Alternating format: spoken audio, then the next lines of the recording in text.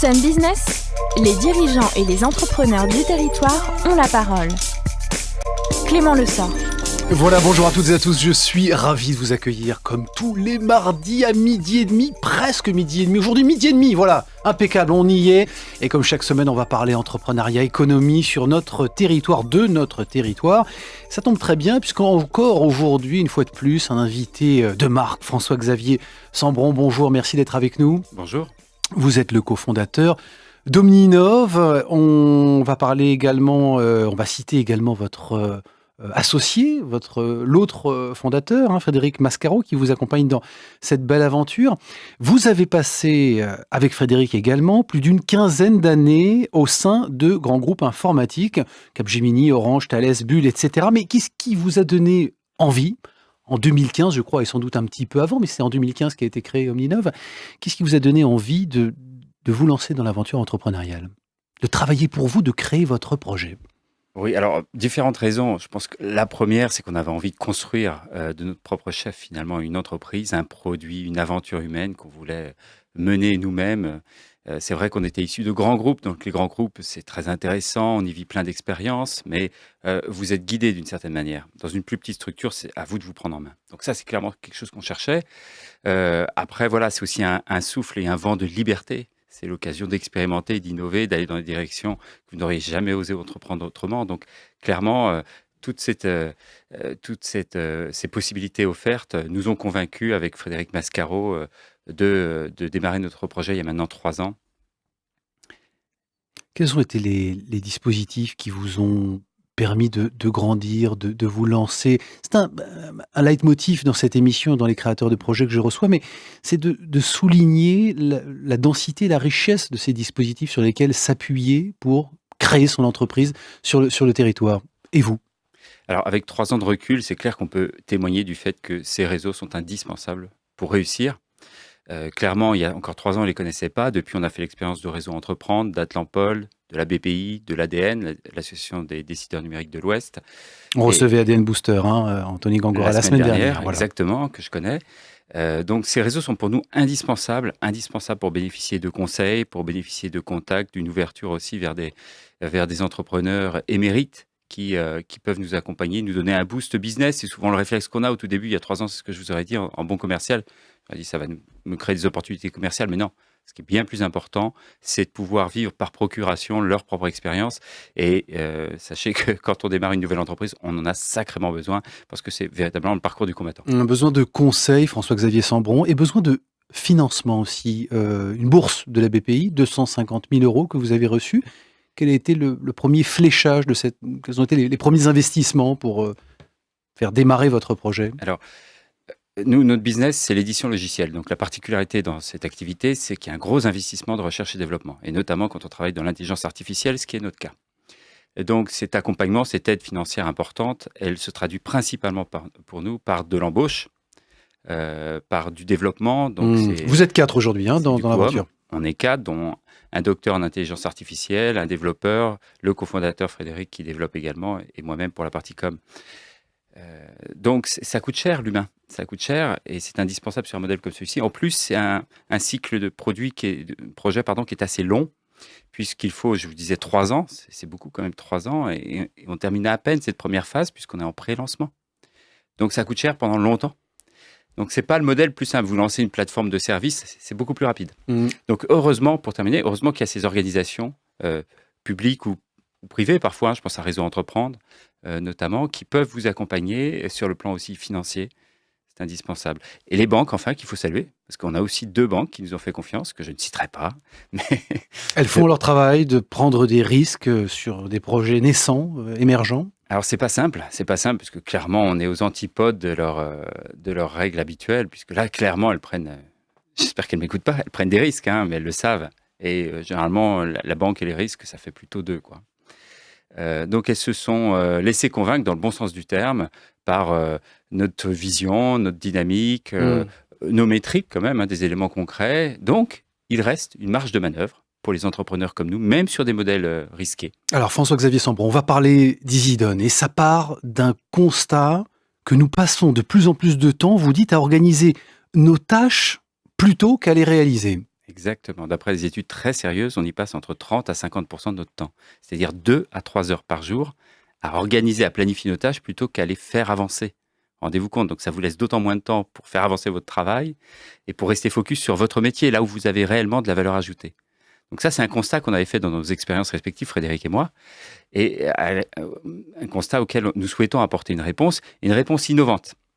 Parce qu'aujourd'hui, des solutions, il en existe pléthore. Alors, qu'est-ce qui fait la différence justement entre votre solution, ça s'appelle EasyDone, c'est le premier assistant professionnel qui permet, vous dites, d'automatiser toute l'organisation de vos tâches et les autres solutions.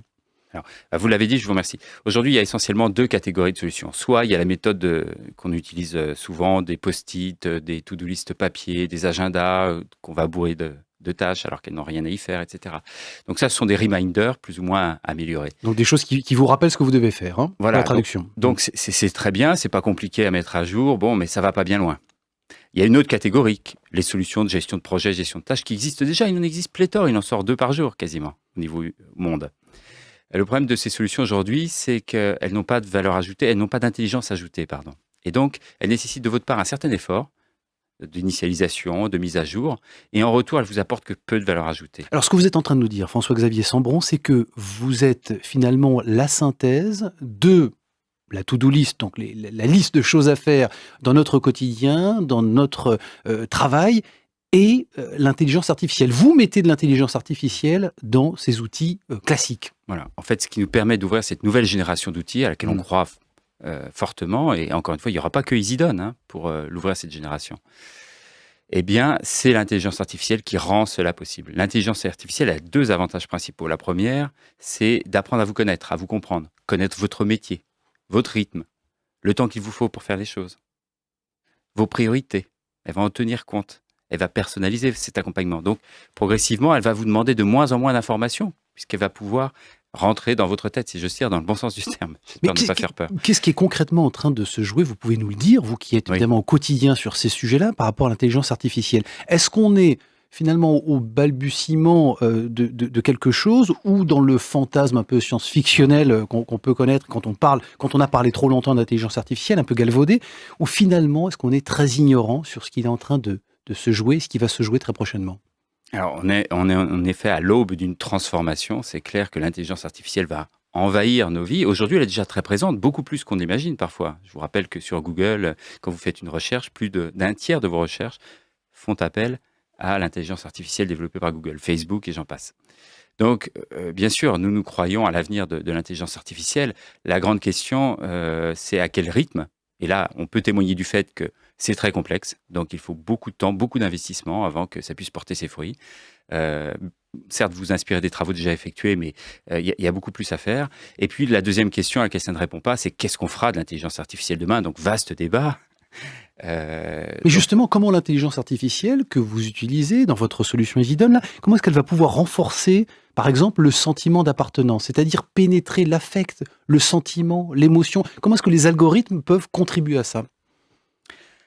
Alors, sans aller jusqu'à l'émotion, là, je ne parlerai pas d'émotion pour l'intelligence artificielle. Néanmoins, elle va avoir une intelligence analytique. Elle va pouvoir analyser la manière dont vous organisez votre travail, avec qui vous travaillez habituellement, le temps que ça vous prend, ce que je vous disais tout à l'heure. Elle va pouvoir mettre en perspective toutes vos priorités et vos contraintes en même temps, pouvoir agréger ces éléments-là, à la fois gérer l'individuel et le collectif. Donc tout ça, ça nécessite une puissance de calcul et une intelligence qui va au-delà de simplement d'algorithmes, puisqu'on parle d'auto-apprentissage, de machine learning, qui permet réellement, encore une fois, de réduire l'effort et d'augmenter la valeur ajoutée de l'outil. Donc ça joue sur les 2 paliers. La promesse, le ROI, le retour sur investissement, c'est quoi la promesse que vous faites à vos clients? Si je m'en tiens uniquement aux études que j'ai citées tout à l'heure, ça fait l'équivalent d'une dizaine d'heures par semaine que vous pouvez économiser sur ce temps d'organisation, puisque vous déléguez à cet assistant intelligent, en fait, votre organisation, votre planification. Ça fait une dizaine d'heures que vous conservez pour la réattribuer à faire avancer votre travail, voire, que sais-je, au loisir, à la vie de famille. Alors justement, est-ce que ce type de solution, finalement, contribue à l'amélioration du bien-être ou celui de la productivité? Alors clairement, dès le démarrage de notre projet, nous avions en ligne de mire, à niveau égal, la productivité, le gain de productivité et le bénéfice en termes de bien-être, puisque nous croyons qu'en effet, nous décharger de toute cette organisation au quotidien, dont on se torture bien souvent l'esprit, c'est aussi source de sérénité. Et ça, c'est dans l'intérêt du collaborateur comme de son entreprise qui l'emploie. Lancement de la solution en 2017, fin 2017, plus concrètement, qu'est-ce que vous visez, François-Xavier Sambron, comme objectif de chiffre d'affaires 2018 ? Alors, Vous avez déjà des ambitions, j'imagine. oui, aujourd'hui. Chiffré là-dessus. Absolument. En 2018, nous souhaitons convaincre une quarantaine de nouveaux clients. Alors, je parle d'entreprises industrielles, plutôt grands comptes. C'est notre cœur de cible pour démarrer, même si on pourra ensuite élargir la cible. Une quarantaine d'entreprises. On a commencé déjà un premier pilote avec le groupe Airbus, qui est le premier à nous avoir fait confiance, que je remercie au passage. Airbus Nantes, voilà, qui a fait preuve d'audace et d'innovation en intégrant EasyDone dans certaines de ses équipes. Au-delà, on a des échanges avec des industriels de l'énergie, de l'agroalimentaire, de la construction navale. Ils sont tous assez intéressés, pour ne pas dire très intéressés, parce qu'ils ont tous la douleur.